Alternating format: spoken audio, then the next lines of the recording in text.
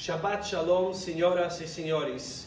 Estou falando esta prédica sozinho aqui na sinagoga, sozinho fisicamente, mas juntos, espiritualmente, juntos no coração, estamos todos juntos hoje mais do que nunca. Na semana passada, uma pessoa enviou um pedido oficial para o Tribunal Supremo de Israel, pedindo que este ano a gente adiar Pesach em um mês. Em vez de Pesach começar 8 de abril, vamos fazer Pesach 7 de maio, já que estamos com este problema de corona. Já que Pesach é difícil a gente se preparar e está pronto, todo mundo está sozinho em casa, vamos adiar Pesach um mês. Como assim, você pergunta? Como adiar Pesach um mês? Na verdade, o pedido dele tem base. Em judaísmo, cada 2 ou 3 anos, nosso calendário hebraico tem 13 meses em vez de 12. Cada 2 ou 3 anos, a gente faz Adar, o último mês, os 12 meses, a gente faz Adar 1 e Adar 2. O motivo é porque a Torá diz, faça Pesach sempre no primavera, na época da primavera.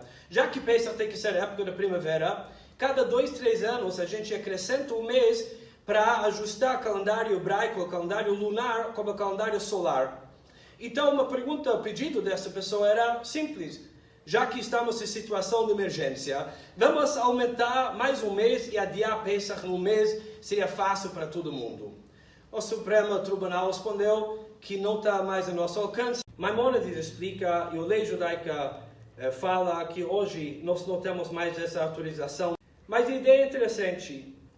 E aconteceu uma coisa parecida já anos atrás. Os 2.700 anos atrás, tive um rei chamado Hisquiau, o rei de Israel no final da época do primeiro templo.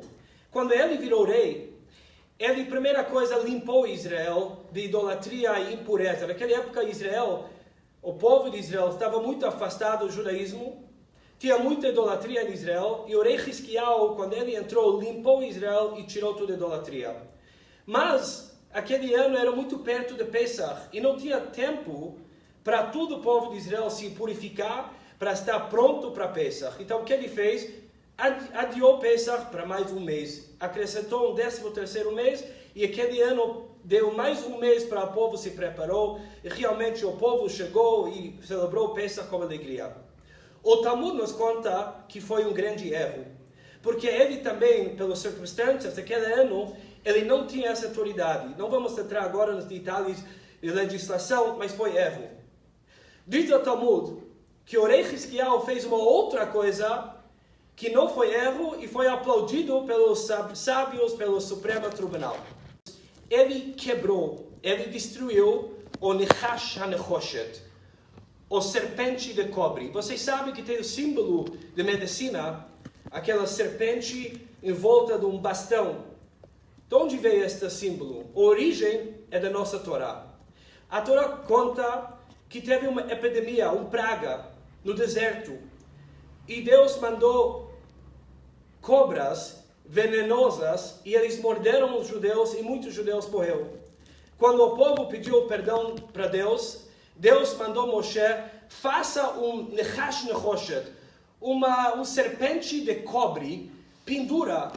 E quando alguém foi mordido pela cobra, que ele olha no Nechash Nechoshet, que ele obra no serpente de cobre, ele vai se curar. E assim aconteceu, todo mundo que foi mordido pela serpente com veneno, olhou nesta Nechash Nechoshet, esta serpente de cobre, e se curou. Se hoje teríamos um remédio, uma solução tão simples, seria ótimo. O que aconteceu? Esta Nechash Nechoshet que Moshe fez, essa serpente de cobre, foi guardado até a época do final do primeiro templo.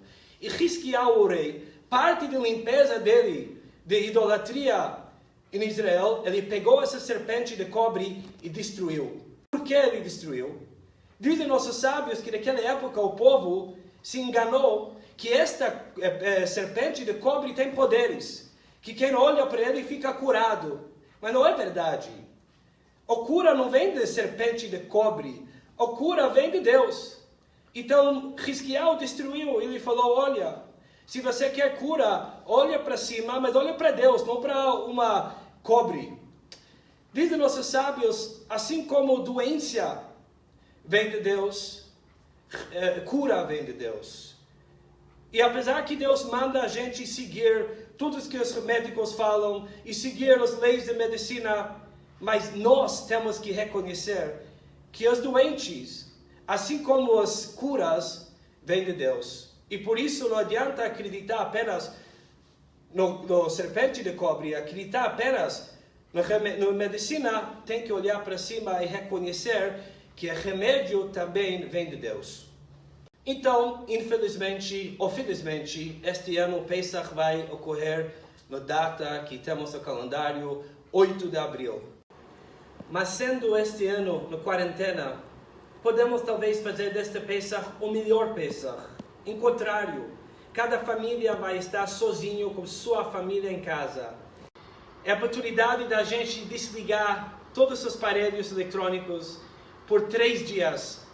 Quinta, primeiro dia de Pesach, sexta, segundo dia de Pesach e entra direto no Shabbat, 3 dias. Vamos poder conviver junto, família, por 3 dias, sem WhatsApp, sem e-mail, sem aqueles vídeos e fotos e piadas que vêm.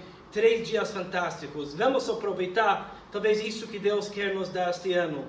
Gostaria de terminar com uma história.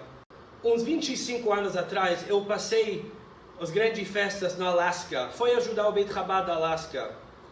E eu escutei essa história do rabino da Alasca quando eu estava lá. O rabino viajou para uma cidade bem longe, uma aldeia pequena, 4 horas da Anchorage, Alasca. Ele foi procurar judeus para esquentar almas no meio do gelo da Alasca.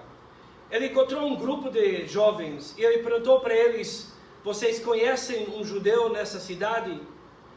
Os jovens nem escutaram palavra judia na vida, não sabiam o que é. Mas uma menina, uma moça, falou: eu conheço uma judia, a minha mãe. Rabino encontrou com a mãe e a filha, sentaram juntos. E Rabino passou uma mensagem para elas que eu gostaria de passar agora para vocês. Toda semana nós temos Shabbat. O povo de Israel, o mundo, o globo e Deus. Shabbat começa quando as senhoras e as moças acendem as velas de Shabbat e aceitam o Shabbat. Disse o Rabino, quando na Austrália as moças acendem as velas de Shabbat e começa o Shabbat na Austrália, ainda não começou o Shabbat em Israel. Demora mais 7, 8 horas para começar o Shabbat em Israel. E quando acende as velas de Shabbat em Israel, ainda demora mais algumas horas nos Estados Unidos, Nova York. E quando acende as velas em Nova York, demora mais algumas horas até Shabbat começar em Califórnia. Enquanto isso, o mundo não começa Shabbat. Deus não descansa até todo mundo terminou e acendeu as velas e aceitou o Shabbat. Disse o rabino, o último lugar onde se começa Shabbat é nesta pequena aldeia lá no Alasca.